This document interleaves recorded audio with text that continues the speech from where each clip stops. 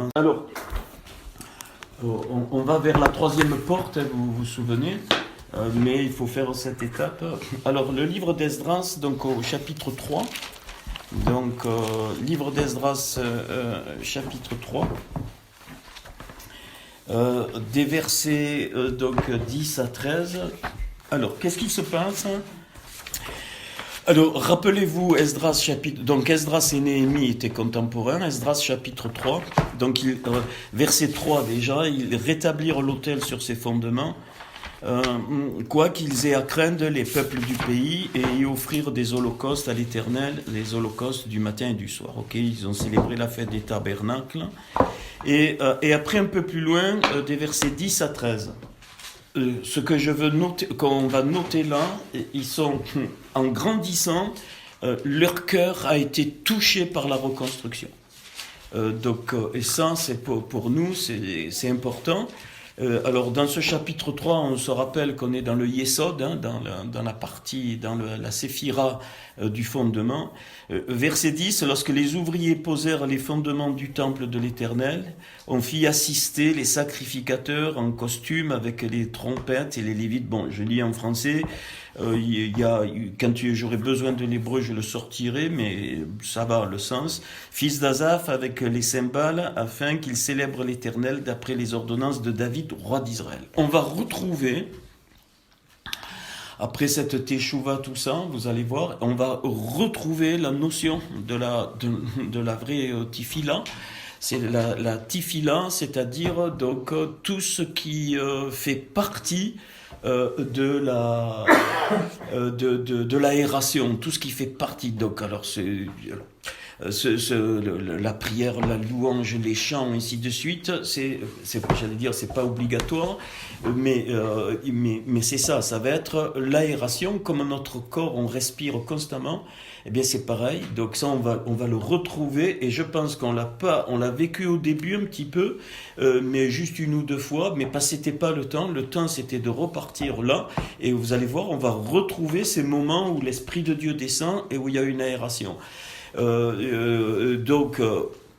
Ici c'est mentionné par David qui était un homme donc de la Torah, qui était un homme de prière, mais aussi un homme du terrain. Donc j'aimerais qu'on garde dans notre cœur vraiment très fort, hein, c'est très facile à retenir, donc la conception, la réalisation, donc la Torah étudiée, la Torah qui devient vivante, sinon ça va pas, et entre les deux, rappelez-vous, sur les trois dominations, on y reviendra d'Ésaïe, bien entre les deux, c'est tout là qu'il y a donc la prière, l'aération, et ça c'est ce qu'ils ont vécu, et on va le vivre, hein. On va le vivre, je ne sais pas quand, comment, mais on va le vivre, vous allez voir, et même en chacun de nous, même quand on est rentré chez nous, il va y avoir ce développement, pas de la prière qu'on a connue, non, mais à un moment donné, l'Esprit de Dieu te réveille, à un moment donné, tu es en train de faire quelque chose, tu sens que tu dois t'arrêter. Avec Marc, on a déjà vécu une fois un truc comme ça, hein, il était en train, paf, moi je l'appelle, et hop, ça fait partie de la tefila, c'est-à-dire ça fait partie de tout ce qui est aération, tout ce qui est comme nous on appelait à l'époque prière, louange, chant, ainsi de suite, mais c'est pas ça, vous avez bien compris. C'est là que les dons vont s'exprimer, les dons spirituels, on l'a pas vécu jusqu'à maintenant parce qu'il y avait toute une partie à tout bouleverser et puis à remettre les choses donc en place. Donc c'est peut-être aussi ce soir, peut-être que noter que tout ce qui n'était pas du Seigneur, eh bien que ce soit brûlé ce soir dans cette teshuva, qu'on refuse de rentrer dans ce qu'on a connu. Alors peut-être si quelqu'un veut le noter sur le papier, allez, on fait un chant, on s'assoit, voilà, ça, on oublie ça. Ça ne veut pas dire qu'on ne va pas le vivre. Quelqu'un un jour aura un chant ou dit j'ai envie de prier, tout ça, mais plus du tout dans le sens régularité, dans le sens allez, donc donc on fait un chant, après on laisse la place à la parole, après ainsi de suite. Alors ça fait partie pour moi, la tefila, la Sainte Seine fait partie de la tefila, c'est une aération, c'est pareil, donc que les choses fortes du repas du Seigneur, et ça tombe très très bien quand on tombe à la Pâque, enfin à la période de Pessah, qui est pas la même, c'est pas la même date, mais ça c'est pas grave. Donc retrouver vraiment, on l'a déjà vécu plusieurs fois, mais ça fait partie des choses à t'échouver, c'est-à-dire à faire un retour, et donc et peut-être dans la confession aussi, ces saintes scènes où on a tous fait des saintes scènes qui étaient religieuses, hein, et qui ça fait partie, donc ça fait partie de ça, hein, de la tefila, c'est-à-dire de cette aération. Aussi retrouver la vraie joie, bon, ça c'est, je crois qu'on est bien parti là-dessus, mais la vraie notion de rag de fête, sans instituer des fêtes, et je pense qu'on va revivre les 7 fêtes de l'Éternel, mais dans le sens du Seigneur, c'est-à-dire sans religion, donc ça fait partie aussi de la Teshuvah, c'est-à-dire, par exemple, personnellement, mais ça je peux le mettre personnel, c'est pas un jardin secret, j'ai beaucoup de mal moi avec les fêtes de Noël, toutes les fêtes instituées par la chrétienté, j'ai beaucoup de mal, je n'y arrive plus du tout, ça m'horripile, même Noël. Certains frères et sœurs vont te dire, pour moi ça fait partie, Seigneur, peut-être qu'il fallait pas que je laisse du linge, pour écouter la famille, machin, mais quand même on peut parler du Seigneur. Non, personnellement je crois que je suis arrivé au niveau où ça va être radical. Mais ça c'est personnel. Mais on va revivre la notion de fête. Donc, pourquoi pas fêter Pessah, oui, mais dans le cœur d'abord. Et bien sûr que c'est bien de suivre. Moi, si j'avais des fêtes à fêter aujourd'hui, je le confesse, ça serait les 7 fêtes de l'Éternel et pas du tout les fêtes horribles de la chrétienté qui la Pentecôte, ça n'a plus de sens, le Noël, ça n'a plus de sens, Pâques encore moins. Donc, et ça fait partie. Alors, ce qui est sur votre cœur, peut-être qu'il y a des blocages, on note, on note, et puis on va voir si on est amené par la vidouille, c'est-à-dire la confession, bien que ces choses soient brûlées, et donc ça pour moi, donc c'est un retour de comment le Seigneur, parce que le Seigneur se réjouit avec le cœur, quand on va crier devant lui, quand on va se réjouir, quand on va pleurer devant lui ensemble, ça fait partie, quand on va faire des actes prophétiques, ça fait partie de toute la tefila, des actes. On sera amené à faire des actes prophétiques, et ça peut-être noter ça, qu'on est bloqué souvent et qu'il faut pas. Moi j'en ai eu fait 2, 3 en plein public. Les Chinois ils nous ont pris en photo en Suisse, avec un frère qu'un jour vous connaîtrez, qui est un des amis. Il m'a dit, Christian, on avait sur le cœur que tu viennes on était donc 3 familles, tu te souviens, ça a été magnifique sur le lion de Lucerne, et on est allé faire un acte prophétique, il y avait un monde fou, on l'a fait. Alors lui, il s'encombrait pas, moi non plus, on l'a fait tranquille, sans un truc, ça a porté, les Chinois, ils nous prenaient en photo, on doit être au Japon en pub, ils croyaient qu'on faisait une espèce et il y a eu vraiment du fruit à partir de cet acte. Bon, tout ça, ça fait partie, je le dis ce soir, justement à propos de la Teshuvah, parce qu'il faut absolument pas, il faut que tous les verrous en nous sautent. Et ce soir, c'est fait pour, même si on ne sent pas, mais voilà. Et on est trop imprégné de l'esprit occidental. Moi, dans les avions, les Arabes, ils s'encombrent pas. Moi, j'ai vu ça, ils se mettent, même en mon labo, j'ai eu des étudiants arabes, musulmans. Paf, on savait, ils prient en pleine salle d'ordinateur, ils prient, ils se mettent comme ça, ils ont aucune honte. Et nous, on est complètement coincés, excusez-moi de le dire. Et personnellement, peut-être que, personnellement, je sais que j'ai pas du tout honte du Seigneur. Pourquoi ? Parce que eux, ils n'ont pas honte de déverser tout ce qu'on entend. L'autre jour, là où je prends mon café, ils ont fait une erreur. Il y a une radio qui est sortie. Je vous dis comment je fais. Ça fait partie de ça. Ne pensez pas, je vous donne un témoignage vivant.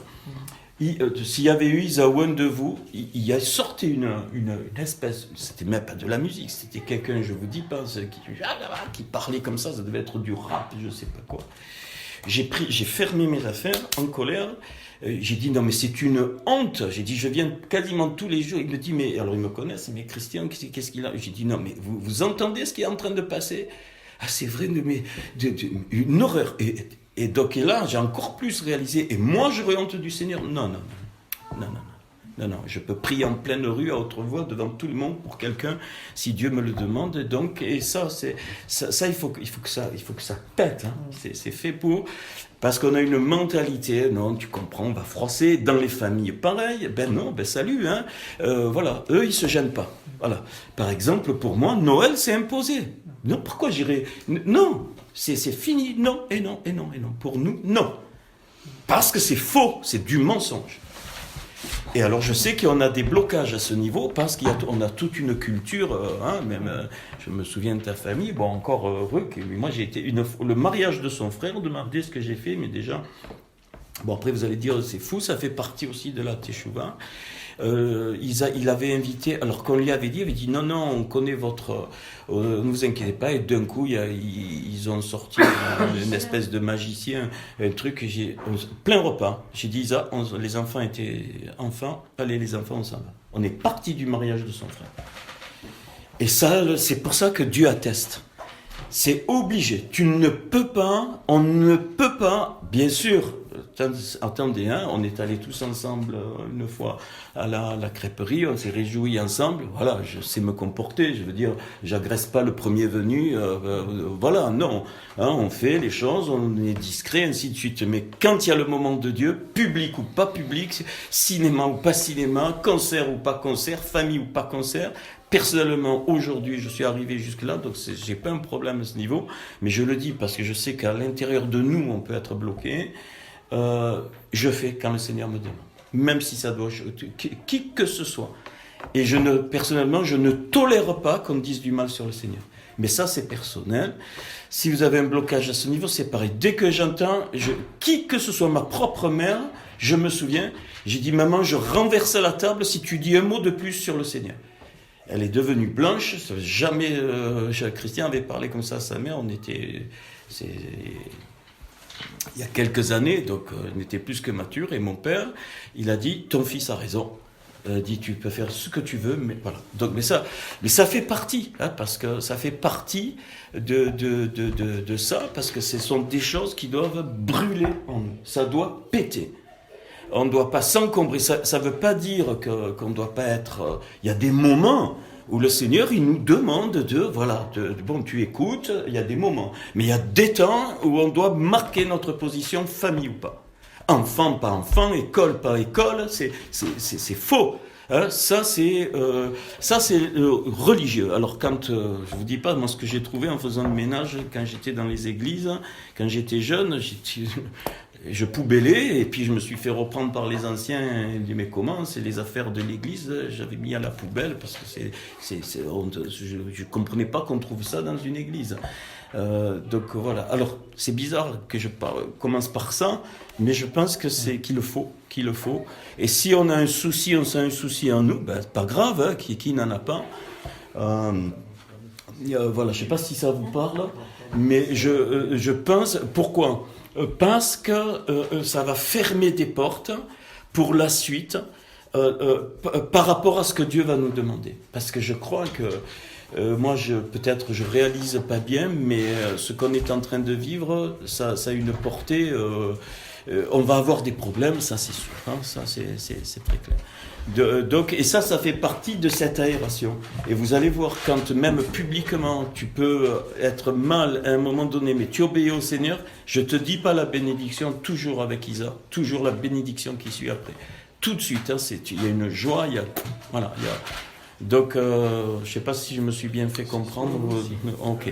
Et ça, je pense qu'on a tous... Alors, moi, je suis italien de nature, Marc aussi, donc les Italiens, on a moins, mais c'est pareil, hein. On est occidentaux, et donc, moi, ça s'est pas fait d'un coup comme ça s'est fait au cours des années, voilà, Là, les musulmans, eux, ils n'ont pas ce problème. Hein. Ils s'arrêtent en plein avion, ils se mettent par terre, ils prient Allah, Allah, Allah, il n'y a aucune honte et personne ne dit rien. Voilà, donc ça fait partie de la teshuva. C'est quelque chose qui est imprégné en nous, qui doit se désimprimer. Ça ne veut pas dire que, par exemple, je pense à Serge, moi dans mon labo, voilà, tu y travailles, il y a des moments, il doit encaisser des choses parce que c'est normal ça. Hein, tu ne peux pas toujours... mais il y a des moments où il faut parler. Moi, je l'ai fait dans mon labo et ça avait porté du fruit, mais on pourra en reparler. Alors, verset 11, il chantait célébrant et louant l'Éternel par ses paroles, car il est bon, car sa miséricorde pour Israël durera toujours. Et tout le peuple poussait de grands cris de joie en célébrant l'Éternel, parce qu'on posait les fondements de la maison de l'Éternel.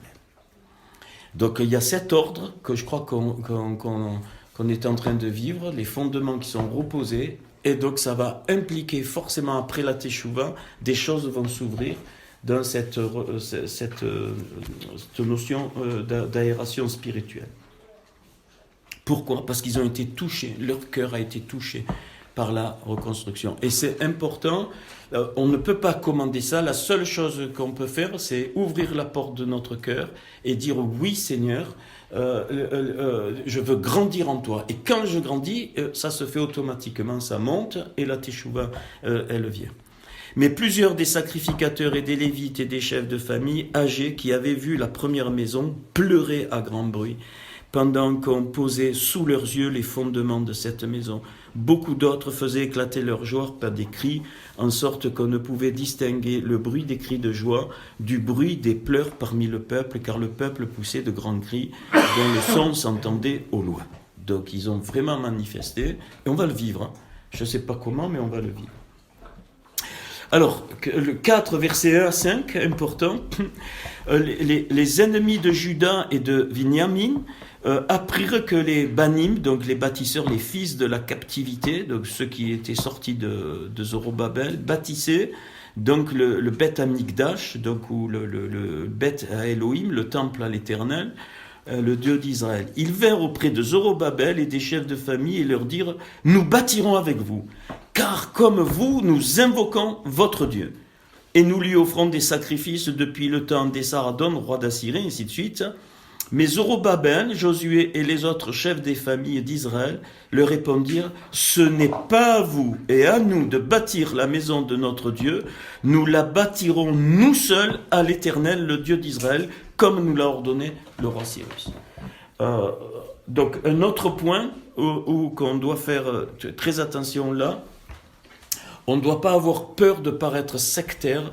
Là, ils prennent position. Il y en a qui disent « Mais oui, on est d'accord avec ça, ainsi de suite. » Pourquoi je dis ça ? Parce qu'on va le vivre. Et ça, il faut qu'au plus profond de nous, on ait ce cran de Dieu. C'est pas une exclusion. C'est que c'est pas le temps de Dieu. C'était pas le temps du Seigneur, que ceux-là qui disent « Mais oui, nous aussi, nous servons Dieu et nous voulons. » Dieu ne les avait pas oints pour bâtir et poser les fondements. Il le dit clairement, j'ai regardé dans le texte hébreu, c'est clair, c'est le sens, c'est exactement ça. En deux mots, il leur dit non, même si vous aimez Dieu, même si vous avez à cœur de rebâtir, Cyrus nous a ordonné à nous de le faire, donc vous rentrez pas. C'était pas une exclusion dans le sens, c'était juste pour obéir l'ordre de Dieu par rapport à la construction. Et ça, c'est normal. Hein. Dans ce temps de construction, après, il y a la bénédiction générale, mais il y a une partie, alors ça ne veut pas dire que, voilà, ça veut dire que ce que le Seigneur va envoyer, et ça, c'est quelque chose pareil, il faut faire très attention au plus profond de nous, chacun de nous, que, même si on a, j'en sais rien, ce que je ressens moi dans le cœur, non, il faudra que ce soit la priorité, ce que Dieu nous demande. Voilà, ça c'est très très clair, voilà, c'est qu'on comprenne, et je pense que voilà pourquoi une des raisons, je l'ai dans l'écriture ça, que pour le moment, c'est comme ça, et puis après il y aura un temps où ça va être ouvert. Donc là, pareil, Parce qu'on a cette, alors surtout de la mentalité, cette mentalité où mais oui, mais finalement, quand même, ils aiment Dieu, ainsi de suite. Alors c'est pas une question de ça, c'est une question de respect de l'ordre du Seigneur, c'est-à-dire ce que le Seigneur nous commande de faire. Ça veut dire quoi, en deux mots? Ça veut dire que nos sentiments humains doivent sortir du rang du sentiment spirituel que Dieu nous donne. Il faut absolument que l'épée de la parole fasse ce travail, suivant Hébreux 4.12, de partage, de jointure et moelle, c'est-à-dire les choses de Dieu ne se traitent pas avec les choses de l'homme. Alors, ça peut déranger, mais c'est pas grave. On est là pour ça, pour que le Seigneur fasse ce nettoyage en nous. Oui. Alors, Esdras, tout le chapitre 9. Tout le chapitre 9. Alors très important. Après que cela fut terminé, donc ils ont commencé à reconstruire tout ça. Après, on va passer à Néhémie. Les chefs s'approchèrent de moi en disant: le peuple d'Israël, les sacrificateurs et les Lévites ne se sont point séparés des peuples de ce pays, et ils imitent leur abomination. Et là, ils donnent les noms. Donc les Cananéens, les Essiens, les Phérésiens, les Jébusiens, les Ammonites, les Moabites, les Égyptiens et les Amoréens. Et alors, car ils ont pris de leurs filles pour eux et pour leurs fils, et ils ont mêlé la race sainte avec les peuples de ces pays, et les chefs et les magistrats ont été les premiers à commettre ce péché. Lorsque j'entendis cela, je déchirai mes vêtements. Donc ils s'identifient, et je crois qu'on a besoin de s'identifier à ce qu'on a vécu dans le passé, même si on n'a pas été longtemps. Donc mes vêtements et mon manteau, je m'arrachais les cheveux de la tête. Ça veut dire quoi? Donc c'est le même mot que poil, ce faux vêtement. Ça veut dire l'identification, c'est qu'il refusait cette fausse onction. Quand il s'arrache, bien sûr, peut-être il s'est lui vraiment arraché, on prend un autre papier s'il n'y a pas assez, il s'est vraiment arraché les cheveux, mais ça veut dire qu'il refusait que les cheveux restent plantés sur sa tête, c'est-à-dire que cette fausse onction reste plantée. Les poils de la barbe, c'est pareil, et je m'assis désolé. Auprès de moi s'assemblèrent tous ceux que faisaient trembler les paroles du Dieu d'Israël. C'est très très important, la crainte de Dieu. Le mot, donc, Yaré, on y revient, donc la crainte de Dieu grandit en nous. Plus on va, l'eau de la parole remplit notre neshama, vous allez vous apercevoir, plus la crainte de Dieu en vous va être forte, et il faudra respecter cette crainte. On doit trembler devant le Seigneur, pas devant les hommes. À cause du péché des fils de la captivité, on va voir après, pour le moment on fait le constat, et moi je restais assis et désolé jusqu'à l'offrande du soir. Puis au moment de l'offrande du soir, je me levai du sein de mon humiliation avec mes vêtements et mon manteau déchirés. Je tombai à genoux, j'ai tendu les mains vers l'Éternel mon Dieu et je dis: mon Dieu, je suis dans la confusion et j'ai honte. Voilà, il s'identifie, c'est ce qu'on fait ce soir. C'est la teshuva, ça. Et j'ai honte, oh mon Dieu, de lever ma face vers toi. Lui, il n'avait rien fait. Et ça, c'est la vraie teshuva par rapport au peuple. Car nos iniquités il confesse, car nos iniquités se sont multipliées par-dessus nos têtes et nos fautes ont atteint jusqu'aux cieux. Depuis les jours de nos pères. Donc il s'identifie aussi au Père. Nous avons été grandement coupables jusqu'à ce jour, et c'est à cause de nos iniquités. Vous voyez un peu la teshuva, la reconnaissance, la vidouille qu'il fait, c'est magnifique, et c'est son cœur, que nous avons été livrés, nous, nos rois, nos sacrificateurs, aux mains des rois étrangers, à l'épée, à la captivité, au pillage, à la honte qui couvre aujourd'hui notre visage. C'est-à-dire, il n'y a dans cette confession, il n'y a aucune attribution à Dieu. Il prend tout sur lui. Il dit, il est en train de dire, Éternel, c'est pas toi, le problème c'est nous. Voilà. Et ça, que ça dérange pas, n'a rien à faire, il faut absolument avoir cette dimension. Et cependant, l'Éternel, notre Dieu, vient de nous faire grâce en nous laissant quelques réchappés. Donc, le corollaire de ce qui vient de faire Néhémie, c'est que il voit comme une énorme grâce que ces réchappés sont mis à part pour la reconstruction. C'est ce que nous devons avoir dans notre cœur.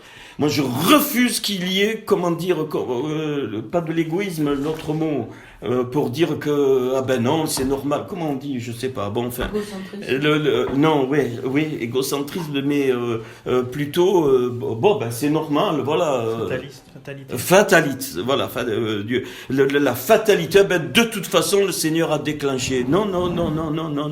Bien sûr que le Seigneur a déclenché, mais à condition que, voilà, il y ait vraiment une prise de conscience, il prend conscience que ce reste de réchappé, c'était une grâce de Dieu et dans laquelle il s'est engouffré. Accorder un abri dans son salut afin d'éclaircir nos yeux.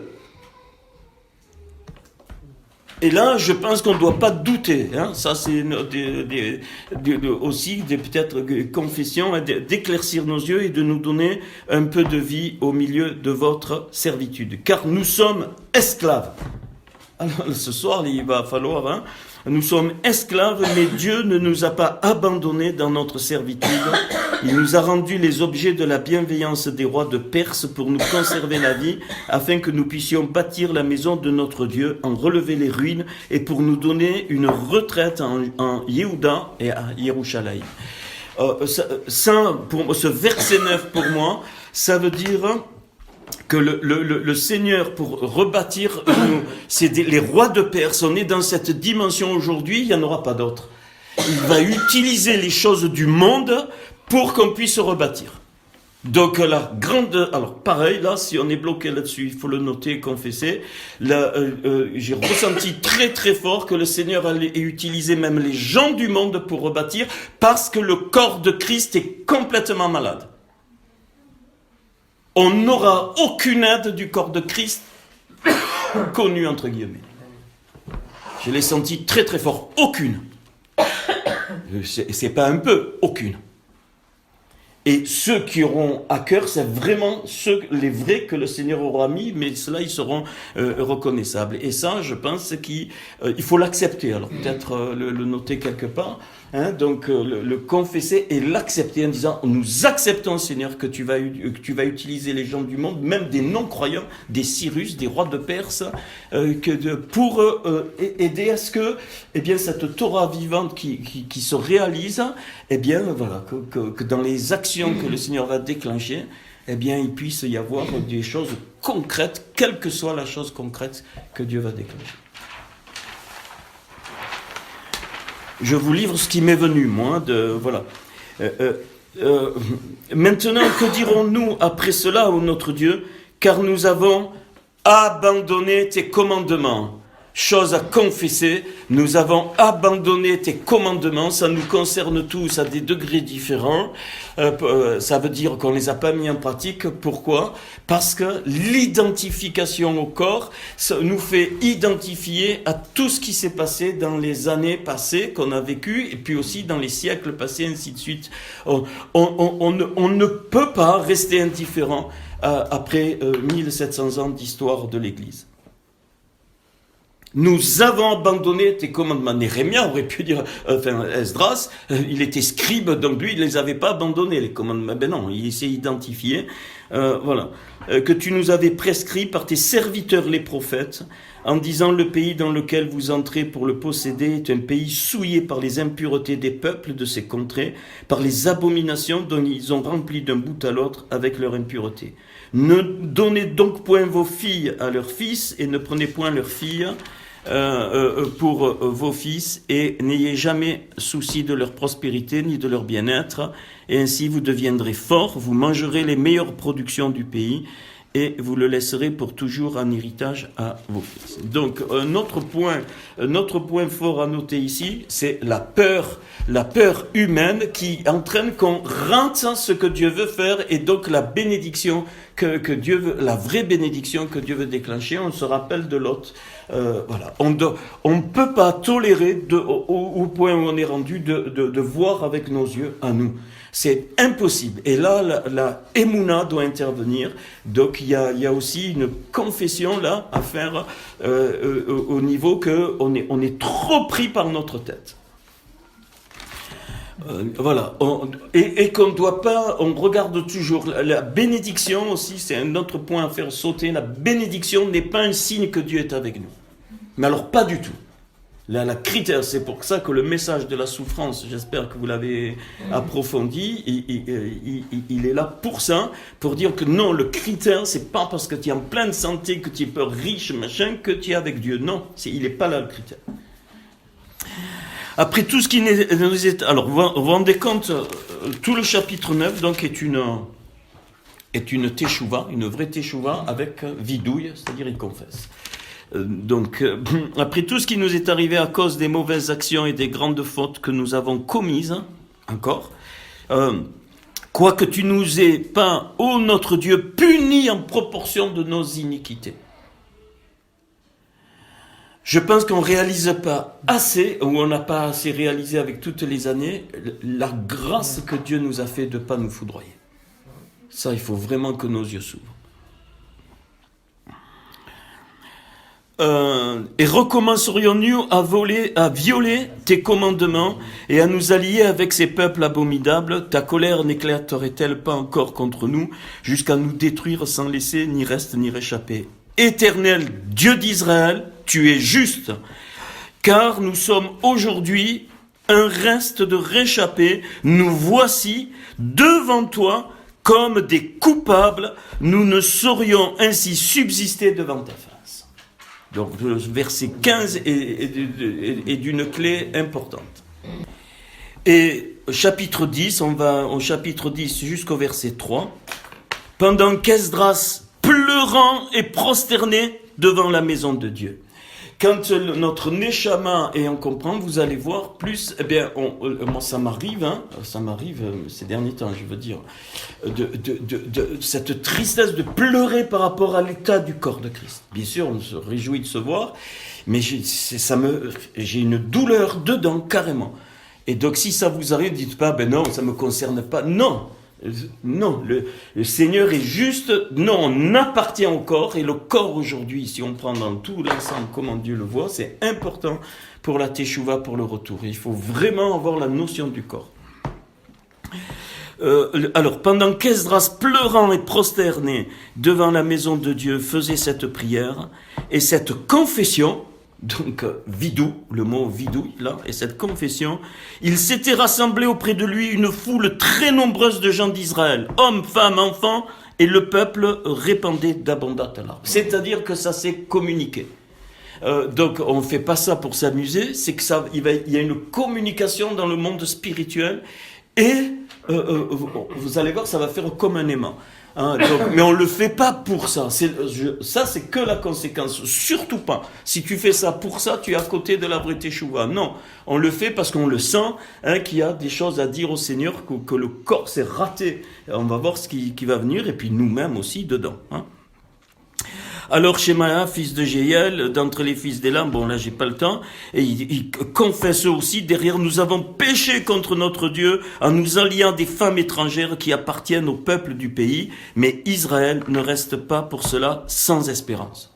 Une des clés, Et verset 3, très important, faisons maintenant une alliance avec notre Dieu.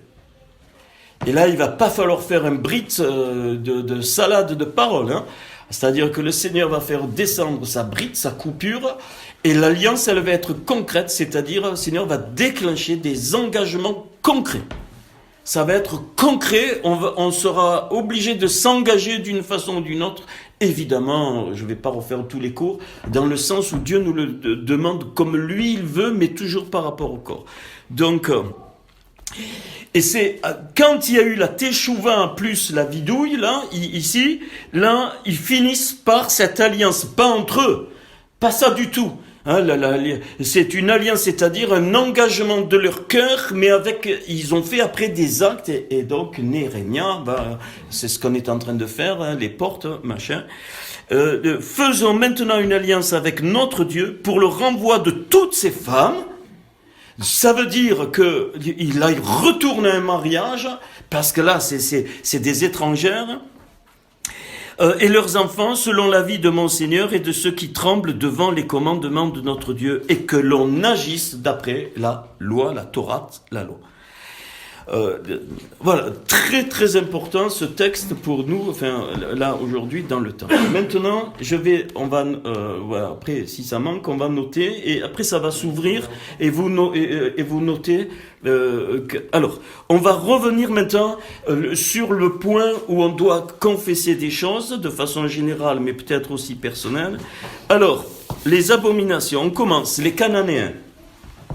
Je donne juste ce que j'ai eu sur le cœur, et après ça va s'ouvrir, et vous, il va venir des noms qui vont venir, vous les notez, et puis merci beaucoup. Alors, le Canani, c'est un marchand, un négociant, quelqu'un qui trafique.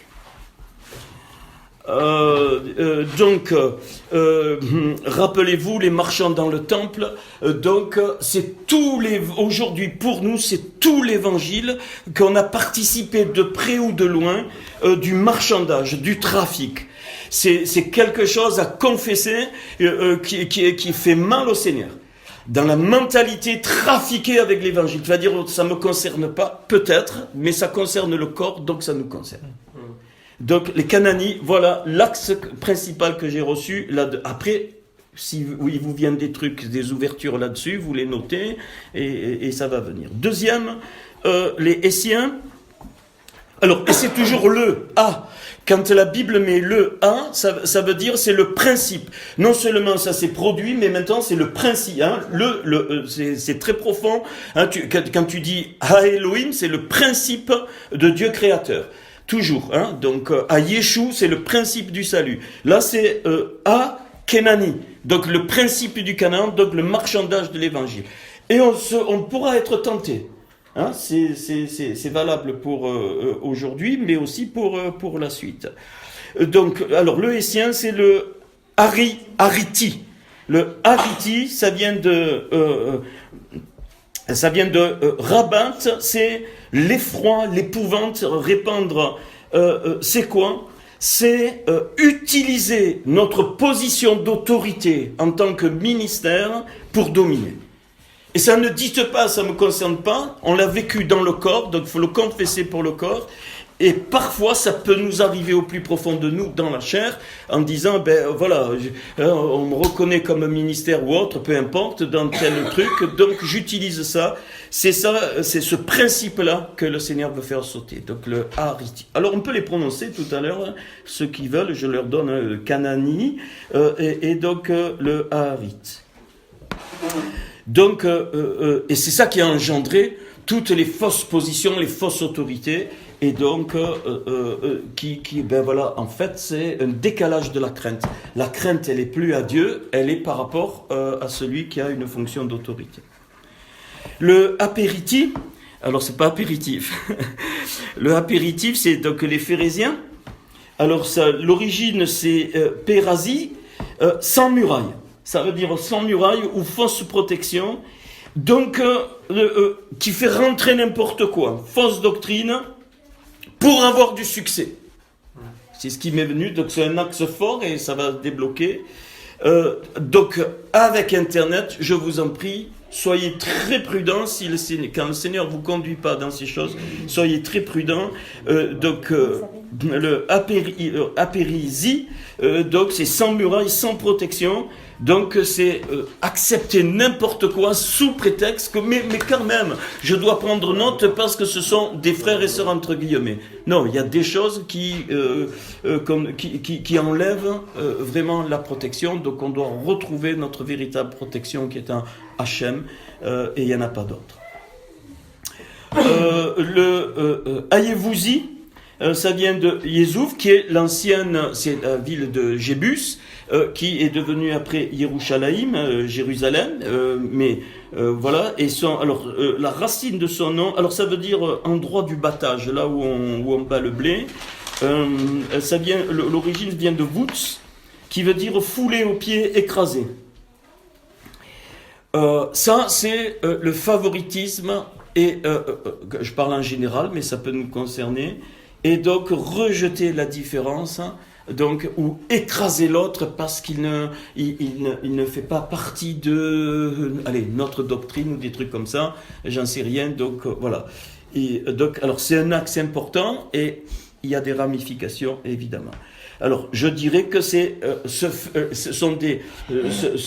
principe-là, c'est le principe de la rivalité et même des disputes à coups de versets bibliques. Ça fait partie de Yévouz, et c'est normal, parce que c'est elle qui est devenue la ville sainte, tout après, une fois qu'elle a été purifiée.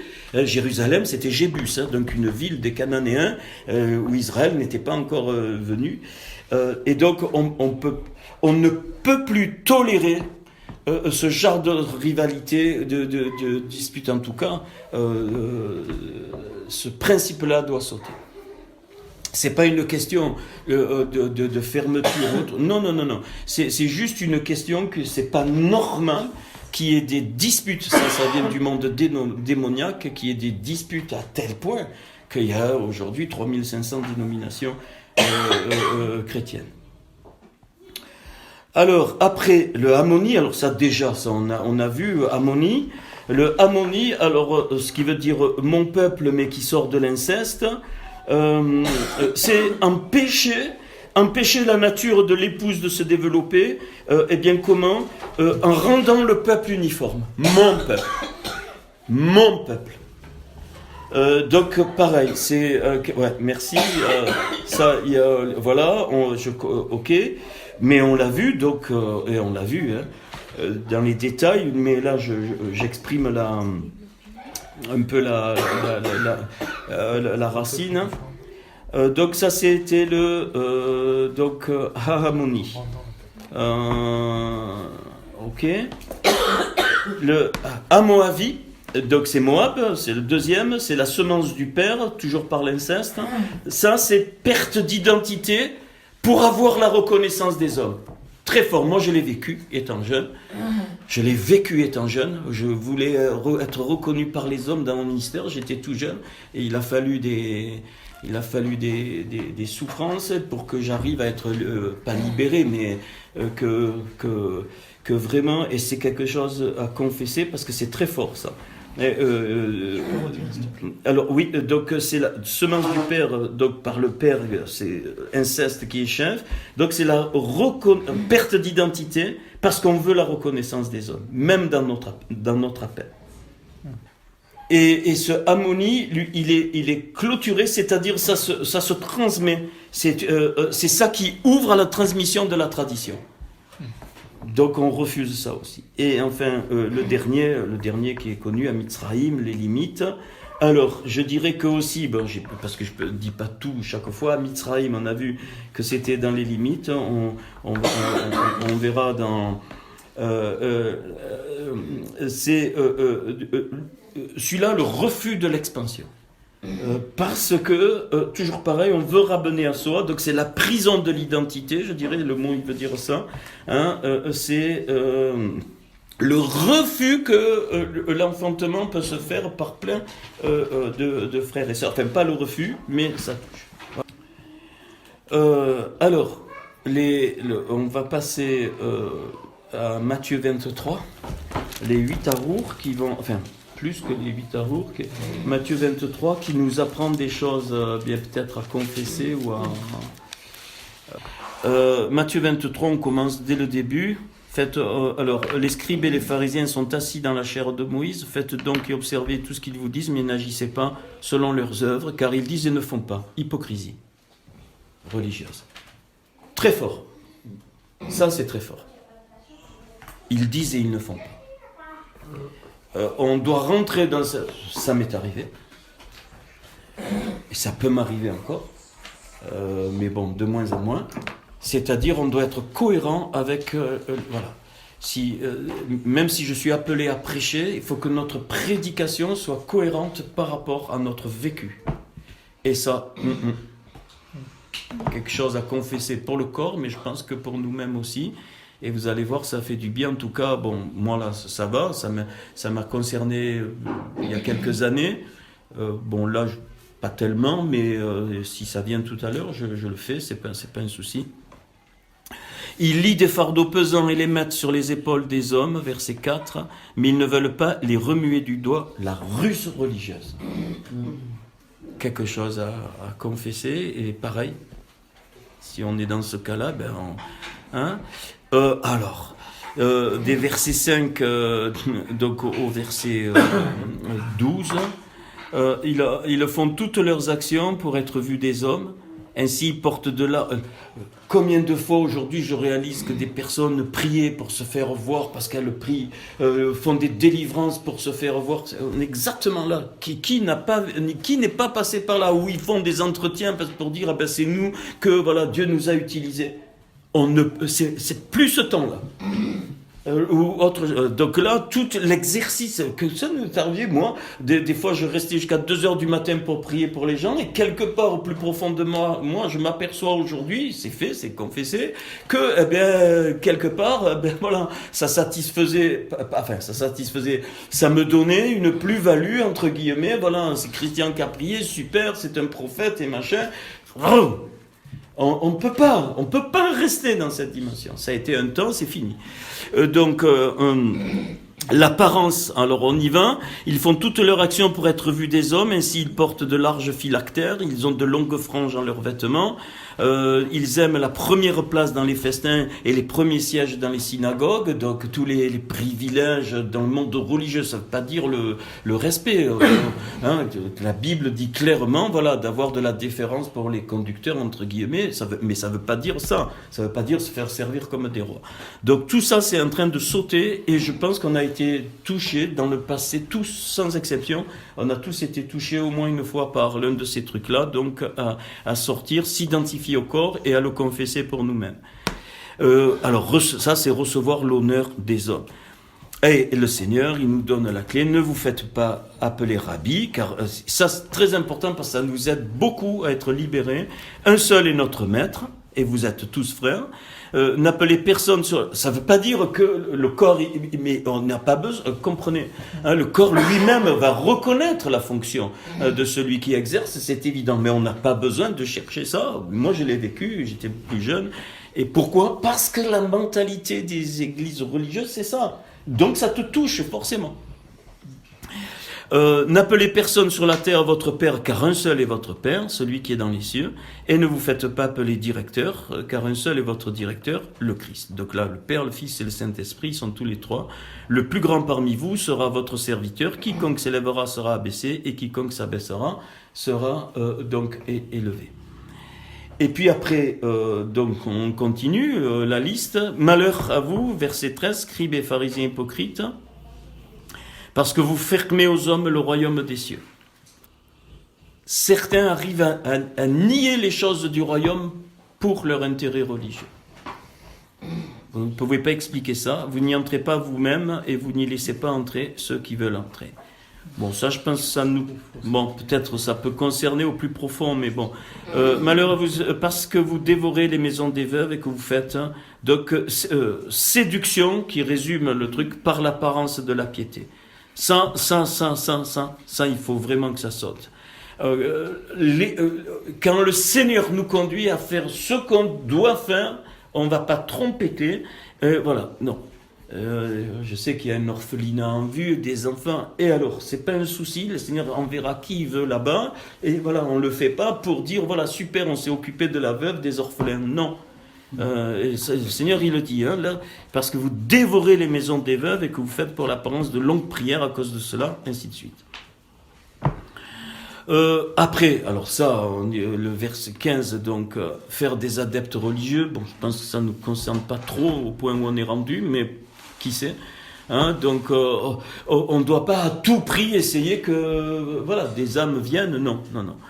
Verset 16, malheur à vous, conducteurs aveugles, qui dites si quelqu'un jure par le temple, on l'a vu, ça en long, en large, à travers. Donc, bien comprendre que ce qui est important, c'est le temple de nos vies et que l'offrande, c'est nous-mêmes.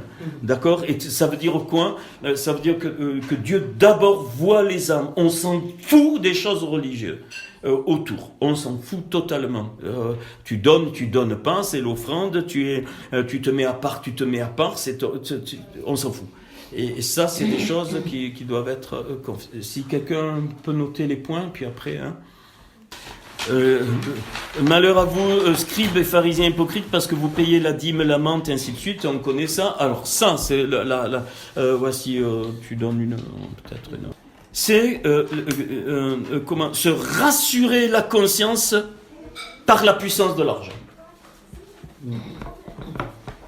Faire très attention. Donc ça veut dire qu'une offrande concrète, qu'elle soit de nous-mêmes, qu'elle soit d'argent, qu'elle soit un travail, qu'elle soit une aide, elle doit toujours au plus profond de notre cœur partir de façon gratuite au plus profond de notre cœur.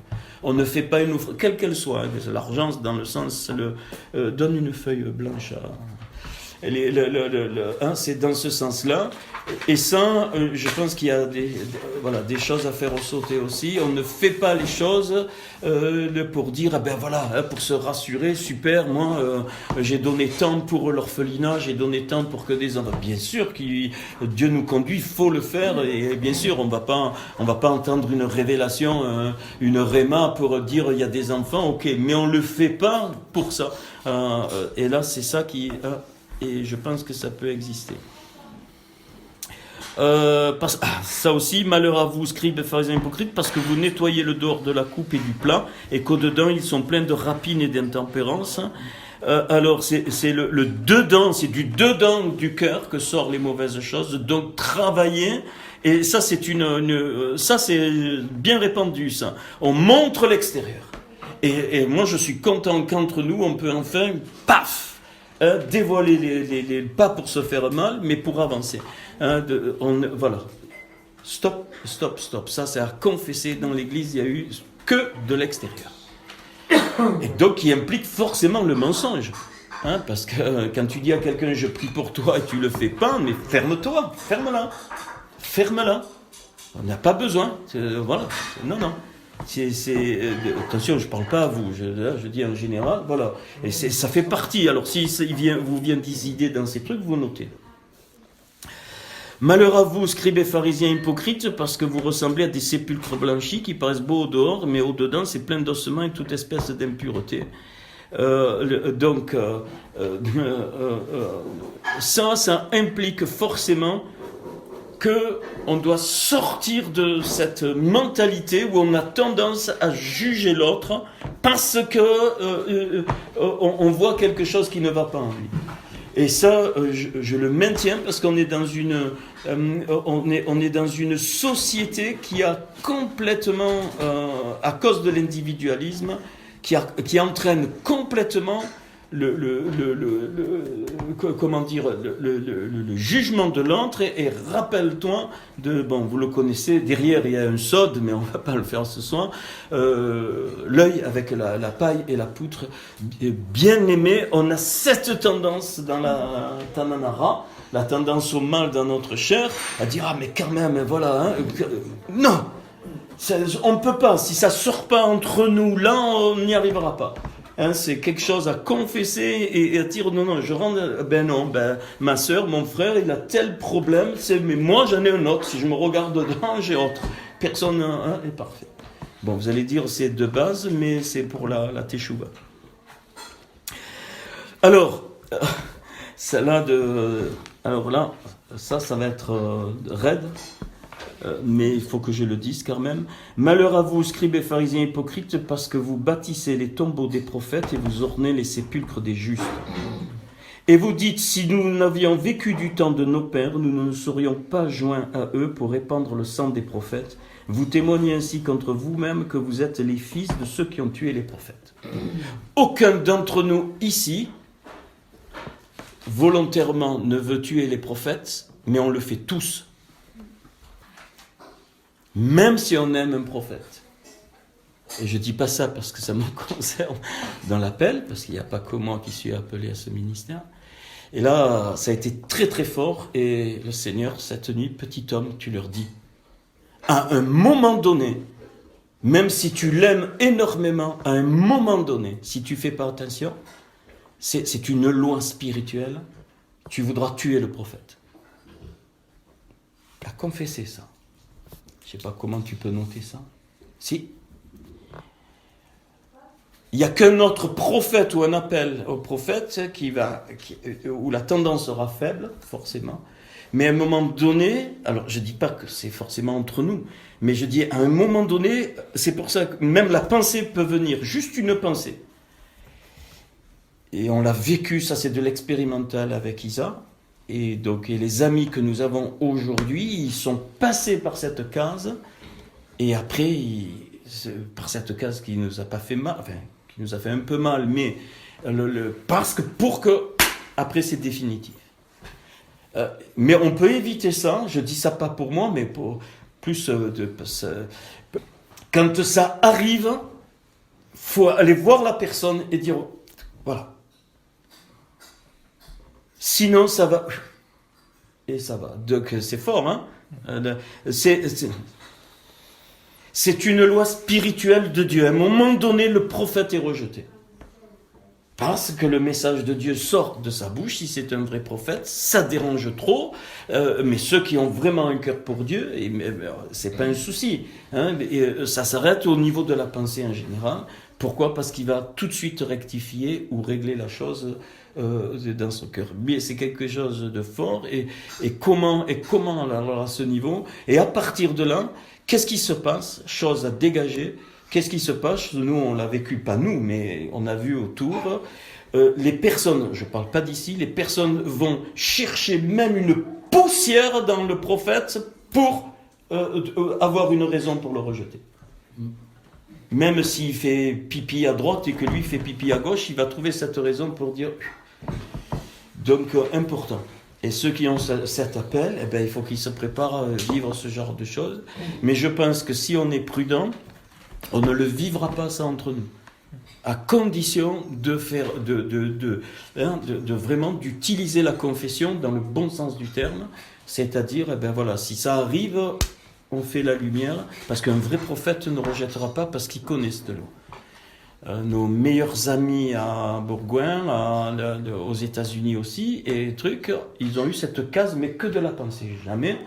Mais à un moment donné, et tac, ils ont eu le réflexe de nous le dire, et ça a été super, parce que, et ça a dégagé. C'est une loi que nous on a appris expérimentalement, donc je vous la livre. Hein.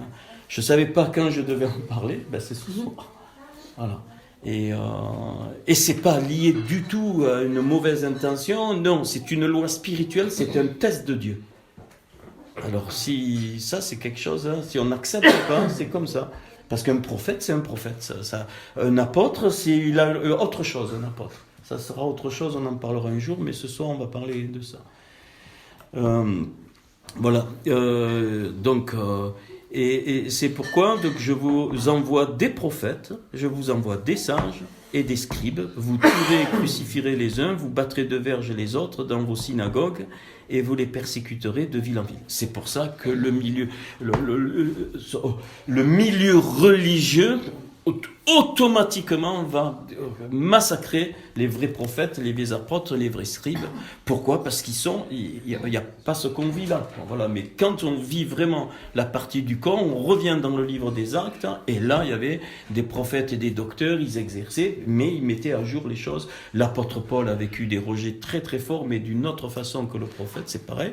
Donc quand il y a un apôtre, c'est pareil. Un apôtre, il faut faire très attention. À un moment donné, une pensée peut te venir par rapport à son apostolat.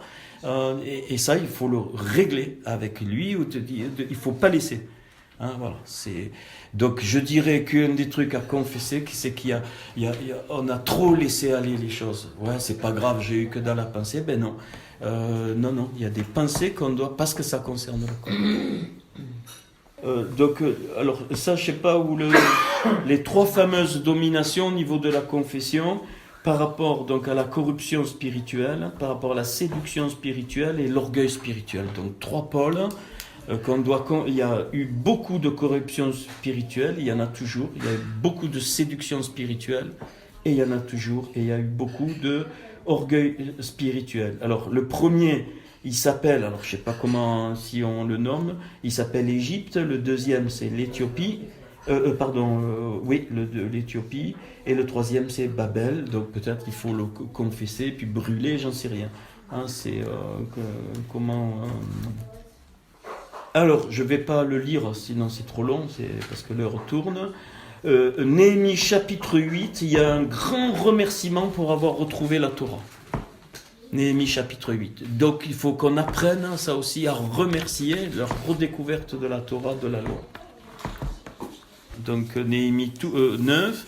Alors, il y a, donc, c'est une teshuva, qui donc exprime un peu comme l'équivalent d'Esdras, mais alors qui exprime la reconnaissance à l'Éternel. Hein. Ça, il faut notre cœur, je sais, voilà, c'est toi Éternel, toi seul qui as fait les cieux, ainsi de suite. C'est toi Éternel qui as choisi Abraham, ainsi de suite. Hein. Et puis il y a aussi verset 16, mais nos pères donc se livrèrent à l'orgueil. Hein, donc on est là, je pense qu'on est dans les trois dominations. Ils raidirent leur cou, ils refusèrent d'obéir, ainsi de suite, ainsi de suite. Mais toi, tu es un Dieu prêt à pardonner. Voilà. Donc il faut qu'on se laisse conduire. Donc dans la confession, il y a toujours la teshuva et la confession. Il y a toujours l'ouverture de la grâce de Dieu qui règle, qui nettoie, qui brûle, qui purifie. Et on n'en parle plus, mais il faut pas recommencer. Hein, donc voilà, donc ça c'est... Après, alors je vais pas... Tout Néhémie 9, vous le lirez tranquille, qui finit par l'alliance, qui finit par l'alliance au verset 32 à 34, et qui montre, mais on l'a vu déjà, que eh bien, le Seigneur des fois il permet 3 niveaux dans les ennemis pour qu'on se réveille jusqu'à finir à l'alliance. Bon, si vous voulez, on peut en parler, mais... Alors, c'est bon là pour Néhémie, hein, les 3 niveaux de l'ennemi qu'on a vu l'autre jour, l'abandon, la domination, et puis quand le Seigneur il livre, c'est toujours pour qu'on revienne et qu'on arrive à l'alliance. Donc, Néhémie 9, c'est un peu le pendant de Esdras qu'on a vu tout à l'heure, tout Néhémie 9. Hein, c'est vraiment le retour à Dieu, la reconnaissance à Dieu et la reconnaissance des fautes. Donc c'est vraiment la confession de ce qui ne va pas. Alors Ésaïe 59 nous donne clairement, et ça doit nous... Bon, on connaît, hein, je voulais déjà, mais on va... Ésaïe 59 mentionne clairement donc, le besoin de teshuva dans le sens... voilà, Ésaïe 59. Non, la main de l'Éternel n'est pas trop courte pour sauver, ni son oreille trop dure pour entendre. Voilà, verset 2. Mais ce sont vos crimes qui mettent une séparation entre vous et votre Dieu. Ce sont vos péchés qui vous cachent sa face et l'empêchent de vous écouter. Car vos mains sont souillées de sang et vos doigts de crime. Vos lèvres profèrent le mensonge, votre langue fait entendre l'iniquité. Donc, et le mot, donc, ce sont vos péchés, c'est le mot ret, c'est-à-dire ce sont les choses que vous faites qui vous font rater le but. Il y a les 3 degrés, ret, avon et pécha. Qu'est-ce que cherche le Seigneur ? Ça, c'est pour ça que la confession, la teshuva est importante. Hein, pour que, verset 4, le Seigneur cherche... Nul ne se plaint avec justice. Donc il cherche des cœurs qui se plaignent, qui crient à lui avec justice. Nul ne plaide avec droiture. Ils s'appuient sur des choses vaines et disent des faussetés. Ils conçoivent le mal et enfantent le crime. Ils couvent des œufs de basilic et ils tissent des toiles d'araignée. On l'avait vu ça. Ouais. Mais les œufs de basilic, c'est toutes nos conceptions à nous. Tu les couves, ça sort et ça fait mal. Et les toiles d'araignée, c'est toutes nos constructions de l'homme religieuses qui deviennent religieuses, donc qui empêchent d'être ouvert, de recevoir la lumière, la toile d'araignée, et qui te rend prisonnier. Verset 6, leurs toiles ne servent point à faire un vêtement, donc, et ils ne peuvent se couvrir de leur ouvrage. Donc ça concerne bien ces œuvres mortes, hein, qui n'amènent rien du tout. Ce sont des œuvres d'iniquité, donc verset 6 toujours. Voilà. Alors après, voilà. Donc Ésaïe fait le constat que nous devons faire. Nous tâtonnons comme des aveugles le long d'un mur, verset 10.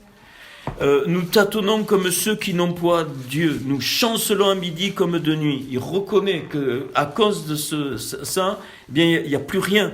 Hein, au milieu de l'abondance, nous ressemblons à des morts. Mais c'est ce qui se passe vraiment. Hein. Nous grondons tous comme des ours, nous gémissons comme des colombes, nous attendons la délivrance, elle n'est pas là. Le Yeshua, le salut, il est loin. Le salut est loin de nous. Car nos transgressions sont nombreuses devant toi. Reconnaissance encore, teshuva et confession, et nos péchés témoignent contre nous. Alors ce péché là c'est iniquité. Nos transgressions, c'est-à-dire enfreindre la loi, sont avec nous et nous connaissons nos crimes. Donc il y avait une conscience. Nous avons été coupables et infidèles envers l'Éternel. 2 points qui font partie de la confession, donc coupable et infidèle. Coupable et infidèle, peu importe, hein, nous avons abandonné notre Dieu, nous avons proféré la violence et la révolte, conçu et médité dans le cœur des paroles de mensonge. Verset 13. Et donc, la délivrance s'est retirée et le salut se tient éloigné. Verset 14, car la vérité trébuche sur la place publique, c'est-à-dire elle n'a plus d'effet à l'extérieur, et la droiture ne peut approcher. La vérité a disparu, et celui qui s'éloigne du mal est dépouillé. L'Éternel voit d'un regard indigné qu'il n'y a plus de droiture. Donc, alors, par rapport à ça, hein, moi je dirais que l'axe, c'est les messages de la fausse grâce. Ézéchiel 16, qu'on a abordé, mais on ne voit pas. Juste, on le fera un jour, ces 63 versets sont merveilleux. Ézéchiel 16, hein, donc, alors, vraiment prendre conscience que chacun de nous, et ça nous concerne tous, nous revenons de très loin. Et quand on oublie ça, de très loin. C'est pas une question d'éducation, c'est pas une question de famille, c'est pas une question de société, c'est pas une question d'intelligence. Non. Tous les hommes ont péché, ils sont privés de la gloire de Dieu. Donc on est tous exactement à la même enseigne, avec des choses différentes. Et je voudrais relire quand même ce passage, quand le Seigneur il dit « Je passais près de toi, je t'aperçus, tu étais baigné dans ton sang, dans tes sangs », il est écrit. C'est-à-dire les sangs de quoi ? Du péché, ok, mais aussi du péché religieux. Hein, parce que quelqu'un, là, cette femme, elle connaissait le Seigneur. Et tu pries de la croix, tu grandis, tu deviens d'une beauté parfaite. Le mot beauté, on l'a vu, c'est comme dans l'Éden. Tes seins se formèrent, ta chevelure se développa, mais tu étais nu, entièrement nu. Et là, il faut pas oublier ça. Je passais près de toi, je te regardais, ça c'est le Seigneur, parce qu'il nous a tant aimés. Et voici, ton temps était là, le temps des amours. J'ai tendu sur toi le pan de ma robe, je couvris ta nudité, je te jurai fidélité, je fis alliance avec toi, dit le Seigneur l'Éternel, et tu fus à moi. Ce verset, il faut l'incruster en nous. Verset 8, Ézéchiel 16, verset 8, à incruster en nous. Je passais près de toi, je te regardais, on est trop oublieux. C'est un truc à confesser, hein, à noter, hein, je ne sais pas comment on peut l'appeler. Je passais près de toi. D'ailleurs, il dit, ton père était du pays de Canaan, ton père était un Amoréen, on l'a vu tout à l'heure, et ta mère une Hessienne. Ça a donné le Jébus, hein, cette fameuse Yerushalayim, qui, une fois lavée, ainsi de suite, est devenue la ville de Dieu. Alors, je le répète, moi, toujours ce verset a été tellement fort. Je passais près de toi, je te regardais, et voici ton temps était là, le temps des amours. J'ai tendu sur toi le pan de ma robe, je couvris ta nudité, je te jurai fidélité, et je me mariai avec toi, enfin je fis alliance avec toi, dit le Seigneur l'Éternel, et tu fus à moi. On ne peut pas oublier le temps des premiers amours. Si tu l'oublies, on va faire un dégât. À tous les niveaux. On va faire un dégât entre nous et un dégât à l'extérieur parce que... Non. Et c'est... Oublier ça, c'est... Tu ouvres la porte à la religiosité. C'est obligé. Donc, je ne sais pas comment vous avez noté, mais quelque chose à dire, Seigneur, mais pardon pour ce cœur oublieux, pardon hein, d'où on est sorti. Et je dis bien, c'est pas voilà, on est chacun de milieux différents, mais le Seigneur nous a sortis de notre sang, de ce sang de péché. Voilà. Et pour nous, et alors il va plus loin encore. Et une fois marié, je te donnais des vêtements brodés, des chaussures de peau teintes en bleu. Bleu, c'est signe du ciel, signe de la Shamaïm, un signe de la spiritualité. Je te ceignis de fin lin, la parole. Je te ceignis, la ceinture de fin lin blanche, et je te couvris de soie, toute la délicatesse du Seigneur pour nous. Je te couvris de soie, je te parais d'ornements, toutes les œuvres préparées d'avance du Seigneur. Je mis des bracelets à tes mains et un collier à ton cou, c'est-à-dire, ça c'est toujours pareil, et tous les bijoux, ça représente les œuvres que Dieu veut. Je mis un anneau à ton nez pour l'appartenance, des pendants à tes oreilles pour l'entendement, et une couronne magnifique sur ta tête. Et ainsi tu fus paré d'or, donc de Yeshua, et d'argent, la Torah. L'or c'est Yeshua, l'argent c'est la Torah, et tu fus vêtu de fin lin, de soie, d'étoffe brodée, et la fleur de farine, le miel et l'huile furent ta nourriture, ainsi tu étais alors cette fois le mot tiferet, accompli, c'est-à-dire parfaite, et ta renommée se répandit. Et maintenant, c'est pourquoi il faut qu'on ait ça vraiment, j'allais dire constamment, pour éviter ce qui se passe après, mais je ne vais pas le faire, mais tu t'es confié dans ta beauté, et tu t'es prostituée. Et donc deux sortes de prostitution, la prostitution aux Égyptiens et la prostitution aux Assyriens. Verset 26, tu t'es prostitué aux Égyptiens, tes voisins encore vigoureux, on l'a vu l'autre jour, avec les faux fondements, tu as multiplié tes prostitutions pour m'irriter. Voilà, et verset 28, tu t'es prostitué aux Assyriens parce que tu n'étais pas rassasié, ainsi de suite, ainsi de suite, ainsi de suite. Donc là, pareil, c'est la confession de la prostitution aux Égyptiens qui nous fait perdre notre nature de bâtisseur, et la prostitution aux Assyriens qui nous fait perdre la dimension de l'époux.